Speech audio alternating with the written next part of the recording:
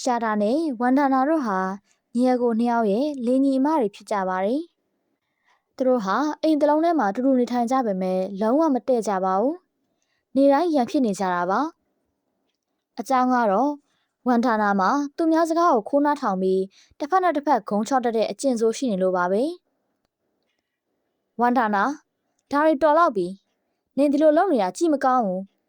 နင်ဘာလို့ငါတို့ပြောတဲ့စကားတွေကိုခိုးနှားထောင်ပြီးရောက်ခမကိုတော်တော်ပြောနေရလေ။ဒါအယမ်းမားရင်းနဲ့အလုပ်ပဲ။မမရဲ့ကျမဘာမှမပြောပါဘူး။မမေကိုကျမဘာမှမပြောဘူး။မယုံရင်မမေကိုပဲမေးကြည့်လိုက်ပါ။ငါအကုန်သိတယ်။နင်မဲသွားပြောနေတာ။အခုတော့နင်နဲ့စကားများနေလဲအပိုပါပဲ။ဒီလိုပြောပြီးရှာတာကဒေါသတကြီးထွက်သွားလိုက်ပါတယ်။ရှာတာရဲ့ခင်ပွန်းမာနစ်အိမ်ပြန်လာတဲ့အခါမှာတော့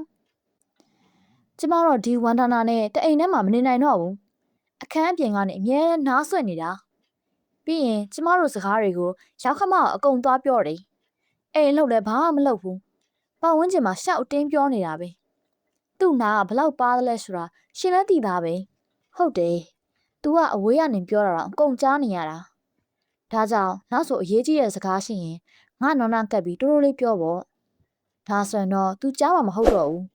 ဒါပေမဲ့သူတို့နှစ်ယောက်မသိတာက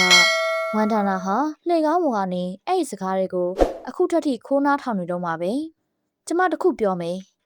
ကျမတို့ရောက်ခမစီကနေအမွေပိုင်ဆိုင်မှုတွေအကုန်လုံးကိုတစ်တစိတ်လက်မှတ်ထိုးခိုင်းလိုက်ရအောင်အဲ့ဒီဝန်ဒါနာကိုတော့ဘာမှမပေးဘူးပြီးရင်သူ့ကိုအိမ်မော်ကနေမှနှင်ချပြစ်မယ်ဒါကိုကြားတော့ဝန်ဒါနာကအော်ဟုတ်ပြီဒါဆိုရင်တော့မမကငါတို့ရဲ့အမွေဝေစုကိုပါလူယူချင်နေတာပေါ့လေဒါပေမဲ့ဒါမျိုးဖြစ်လာဖို့ငါလုံးဝအဖြစ်မခံနိုင်ဘူးအဲ့ဒီအချိန်မှာပဲသူကအနားကပန်းအိုးကိုတိုက်မိပြီးကြက်ကွဲသွားပါတယ်ရှာတာကဝန်ဒါနာခိုးနှားထောင်နေတာကိုသိသွားပြီးတကားကိုချက်ချင်းဖွင့်ကဝန်ဒါနာကိုလှေကားပေါ်ကနေတွန်းချလိုက်ပါတယ်ဝန်ဒါနာတယောက်လှေကားပေါ်ကနေပြုတ်ကျပြီးချက်ချင်းပဲတိတ်ဆုံးသွားပါတော့တယ်မင်းလူတော့လိုက်ပြီမင်းဝန်ဒါနာကိုတတ်လိုက်ပြီဟာရှင်တိတ်နေစမ်းပါရှင်ကလွှမ်းရင်ကျမတွန်းချတာကိုဘယ်သူမှမသိဘူးလေဒီလှေကားပေါ်မှာရေလောင်းလိုက်မယ်ဒါဆိုရင်အားလုံးကသူ့ရေလျှောပြီးတော့ပြုတ်ကျသေးရလို့ပဲထင်ရှားလိုက်မယ်ရှာတာကလှေကားပေါ်ရေလောင်းချလိုက်ပြီးနှစ်ယောက်စလုံးအခန်းထဲပြန်ဝင်ကအိပ်ပျော်ခြင်းအောင်ဆောင်နေကြပါတယ်မနက်မိုးလင်းတော့ဝန်ဒါနာရေလျှောပြုတ်ကျသေးတယ်ဆိုတာအားလုံးသိသွားကြပါတယ်သူ့ခင်ပွန်းခြေတန်းကတကြိုလိုက်ပါတယ်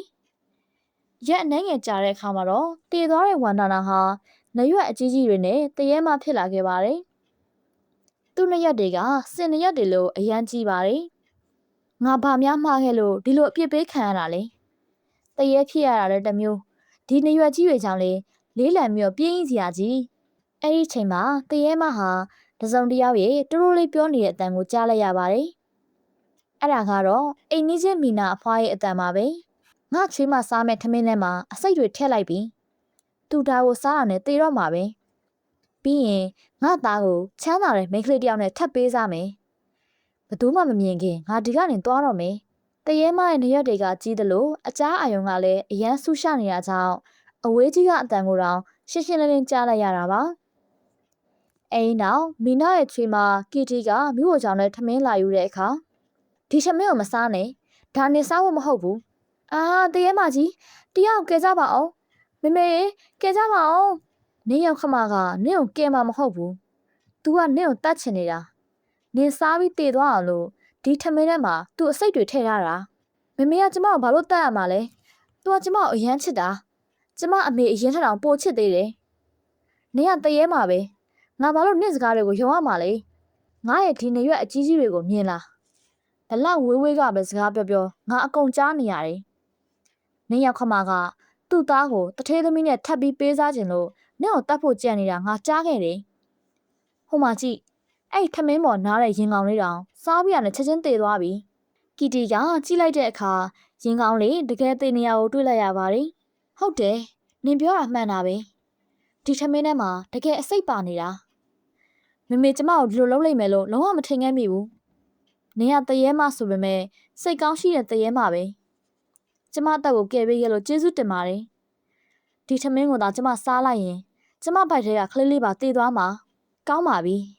ဒီအစိတ်ပါတဲ့ထမင်းကိုအပြင်ပြစ်လိုက်ရင်လေတရိတ်ဆန်နေစားပြီးတော့တည်ကုန်လိုက်မယ် ဒါကြောင့်ဒီထမင်းကိုငါ့ကိုပဲပေးလိုက်ပါငါစားလိုက်မယ်ငါကတိတ်ပြီးသားတရေမဆိုတော့ဘာမှမဖြစ်ဘူးတရေမကအစိတ်ပါတဲ့ထမင်းကိုစားလိုက်ပေမဲ့ဘာမှမဖြစ်ပါဘူးကီတီကဒီအကြောင်းတွေကိုသူ့ခင်မွန်ပြောပြလိုက်တဲ့အခါခင်မွန်ဖြစ်သူကသူ့အမေကိုစူပူကျိမ်းမောင်းမာတော့တယ်အဲ့ဒီအချိန်မှာပဲမီနာဟာသူ့ချွေးမမှာကိုဝင်ရှိနေပြီဆိုတာသိသွားတဲ့အတွက်နောင်နာရပြီနောက်အဲ့လိုမျိုးလုံးဝမလုပ်တော့ပါဘူးလို့တောင်းပန်မာတော့တယ်သူများအသက်ကိုကယ်ပေးရတာဘလောက်တောင်ပျော်စရာကောင်းလိုက်လေငါတခါတည်းနဲ့လူနှစ်ယောက်ရဲ့အသက်ကိုကယ်တင်နိုင်ခဲ့တယ်ငါရဲ့ဒီနေရကြီးတွေကသူတို့ပြောတာကိုကြားလိုက်လို့တော်သေးတယ်အိမ်နေညသကောင်ရဲ့အချိန်မှာတရေမဟာတစ်ပင်တစ်ပင်ပေါ်မှာအိပ်ပျော်နေပါတယ်အိမ်နေရင်းနဲ့တစုံတစ်ယောက်စကားပြောနေတဲ့အတန်ကိုထပ်ကြားလိုက်ရပါတယ်ဒီနေရွက်ကြီးတွေကတော့ငါ့ကိုညဘက်တောင်အေးဆေးအိတ်ခွင့်ပေးမှာမဟုတ်ဘူးထင်တယ်အခုသကောင်ရန်ကြီးဘယ်သူတွေစကားပြောနေရလဲငါတေချာနားထောင်ကြည့်အောင်ပါပဲတရေမကသူ့နှစ်ရက်တွေကိုကင်ပြီးတေချာအောင်ဆက်နားထောင်လိုက်ပါတယ်အဲ့ဒီအတန်ဟာတခိုးနှစ်ယောက်စကားပြောနေတဲ့အတန်ပါသူတို့နှစ်ယောက်ကအဲ့ဒီအိမ်ကိုဖောက်ထွင်းဖို့အစီအစဉ်ဆွဲနေရကိုတရေမကကြားသွားပါတယ်အော်ဒီတခိုးတွေကခိုးဖို့အကြံစီရှိနေတာကိုကဲ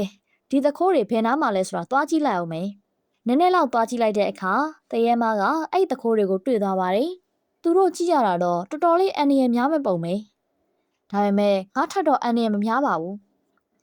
မင်းတို့ခိုးဖို့အစီအစဉ်ဆွဲနေတဲ့အိမ်ကဘယ်အိမ်လဲဆိုတာငါကောင်းကောင်းသိတယ်အဲ့ဒီအိမ်မှာငါဘယ်တော့မှအခိုးခံရမှာမဟုတ်ဘူးတခိုးတွေမရောက်ခင်မှာပဲတရေမကအဲ့ဒီအိမ်ကိုရောက်သွားပါတယ်ရှာမူထတော့အခုချိန်ကအိမ်နေရမယ့်ချိန်မဟုတ်ဘူးမြန်ထတော့တရေမရဲ့အတန်ကိုကြားတော့ရှာမူရဲ့ဇနီးရေခါနဲ့ဘီနော့တို့နိုးလာကြပါတယ်တရေမကြီးငါတို့အိမ်ထဲမှာတရေမကြီးရောက်နေတယ်ဒါပေမဲ့ရေခါကတော့တရေမရဲ့နရွက်အကြီးကြီးတွေကိုကြည့်ပြီးအကျယ်ကြီးရီပါတော့တယ်ဟာတရေမကိုမြင်ပြီးတော့မင်းယူသွားပြီလားတေမင်းကအရှိမရောက်နေတာတော့အယူမကြီးတိုင်းရီနေနိုင်သေးတယ်သတိထားစမ်းရေခါရှေ့ကိုကြည့်ငါတို့ရှိမှတရေမကြီးရှိနေတယ်ကျမသိပါတယ်ဒါပေမဲ့တရေမမှာစင်နေရကြီးပြီလို့အကြီးကြီးတွေပါလို့လေအဲ့ဒါကြောင့်ရီနေတာပါအေးရီထားနင်တို့ရဲ့ပိုင်ဆိုင်မှုတွေအကုန်လုံးကိုတခိုးတွေခိုးသွားတဲ့အချိန်ကြရင်လေအခုလိုပဲစက်ရည်နိုင်အောင်မလားကြည့်ရသေးတာပေါ့နင်ကငါအတော်လေးဒေါသထွက်နေပြီအခုချက်ချင်းစားပြလိုက်ချင်တယ်အေးနင်အခုလှောင်ပြောင်နေတဲ့ဒီနေရွက်ကြီးတွေကပဲနင်တို့ရဲ့ပိုင်ဆိုင်မှုတွေကိုလာကယ်ပေးတာဟမ်ရှင့်ဘာလို့ဆိုလိုတာလဲငါရဲ့ဒီနေရွက်အကြီးကြီးတွေကအဝေးကြီးကအတန်ကိုကြားအောင်နေမကဘူးလူတွေစိတ်ထဲကကြံစီနေတာတွေကိုပေါင်ကြားနိုင်တယ်ငါတစ်ပင်ပေါ်မှာအေးဆေးအိတ်နေတော့ကျွမ်းကျင်တခိုးနှစ်ယောက်နင်တို့အိမ်ကိုဖောက်ဖို့စီစဉ်နေတာကိုငါကြားလိုက်ရလို့လာပြောပြတာအဲ့တခိုးနှစ်ယောက်အခုလာနေပြီသူတို့မှလက်နက်တွေလည်းပါတယ်ကြိုတင်ပြင်ဆင်ထားကြကျမကိုခွတ်လို့ပါရှင့်ကိုလှောင်ပြောင်ပြီလို့ကျမကိုခွတ်လို့ပါရှင်ကလက်စော့တတ်တော့ကျမတို့ကူညီပေးဖို့လာတာ哦အဲ့နောက်မှာတော့တရေမဟာသူတို့ကိုကူညီဖို့အတွက်သဘောတူလိုက်ပါတယ်အားလုံးမိတွေပိတ်ပြီးပုံနေလိုက်ကြပါတယ်အဲ့ဒီအချိန်မှာပဲမျက်နှာကိုအဝတ်နဲ့ဖုံးအုပ်ထားတဲ့တခိုးနှစ်ယောက်ဝင်လာပါတယ်သူတို့လက်ထဲမှာထက်မြက်တဲ့ဓာတ်တွေလည်းပါပါတယ်တတိထားတရေကငါတို့ကိုဖမ်းဖို့ကြိုးစားရင်ဒီဓာတ်နဲ့ချက်ချင်းထိုးပစ်လိုက်ကြားလားအဲ့ဒီအချိန်မှာတရေမကတခိုးနှစ်ယောက်စလုံးကိုအနောက်ကနေဖမ်းချုပ်လိုက်ပြီးသူတို့ရဲ့မျက်နှာကိုပါးရည်တစ်ဖက်မျက်နဲ့ရိုက်ပါတော့တယ်တခိုးနှစ်ယောက်သတိလစ်သွားတဲ့အထိတရေမကရိုက်နှက်ပြီးရဲ့နောက်အဲ့နေရာကနေထွက်သွားပါတော့တယ်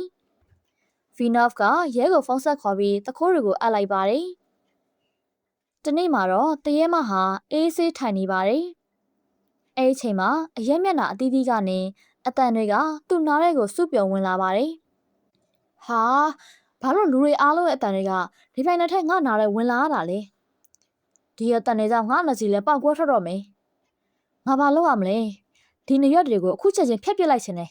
အဲ့ဒီအတန်တွေကြားထဲမှာတရေမဟာသူ့ခင်ပွန်းရဲ့အတန်ကိုပါကြားလိုက်ရပါတယ်ဒါငါယောက်ျားရဲ့အတန်ပဲတခြားလူတွေကိုလိုက်ကူညီနေရင်းနဲ့ငါဘလို့တည်ခဲ့ရတာလဲဆိုတော့မေ့နေခဲ့တာပဲငါမှလည်းအိမ်ရှိတာပဲသူတို့ဘာတွေပြောနေကြလဲဆိုတာငါတေချာနားထောင်ကြည့်အောင်ပါပဲတရေမဟာသူ့အိမ်ဘက်ကိုပြန်လာပြီးအိမ်မြင်ကနေရန်နာထောင်ပါတယ်အော်ဒီလိုကိုမမနဲ့ကိုကငါယောက်ျားကိုအိမ်မော်ကနေနှင်ချနေကြတာပဲပြီးတော့မေမေလည်းဒီလောကကြီးမှာမရှိတော့ဘူးဆိုတဲ့အကြောင်းကိုငါကြားလိုက်ရတယ်မမနဲ့ကိုကပိုင်ဆိုင်မှုတွေလိုချင်လို့မေမေကိုလည်းငါလိုပဲတက်ပစ်လိုက်ကြပြီထင်တယ်ငါအခုချက်ချင်းသူတို့ကိုပညာပေးရမယ်တရေမဟာဒုတ်တချောင်းအောင်ကင်ပြီးအိမ်ထဲကိုဝင်သွားက ရှာတာနဲ့မာနစ်တို့ကိုရိုက်နှက်ပါတော့တယ်ဒီတရဲမကြီးကဘယ်ကနေရောက်လာတာလဲသူကငါတို့နှစ်ယောက်ကိုဘာလို့လာရိုက်နေရတာလဲလှုပ်ပေးပါသူတို့မရိုက်ပါနဲ့ဒီလူတွေကမင်းကိုငါနဲ့ကွဲကွာအောင်လုပ်ခဲ့ကြတာပြီးတော့ဒီနှစ်ယောက်ကလောဘတက်ပြီးမမေကိုပါတက်ပစ်လိုက်ကြတာ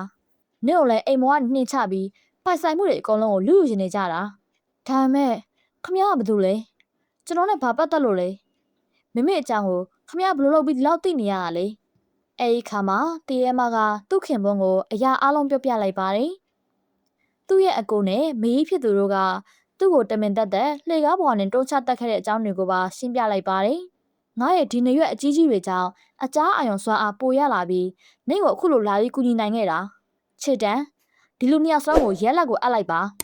ခြေတန်းဟာတရဲမရဲ့စကားကိုနားထောင်ပြီးရဲကိုဖုန်းဆက်ခေါ်ကအဲ့နှစ်ယောက်စလုံးကိုထောင်ချလိုက်ပါတော့တယ်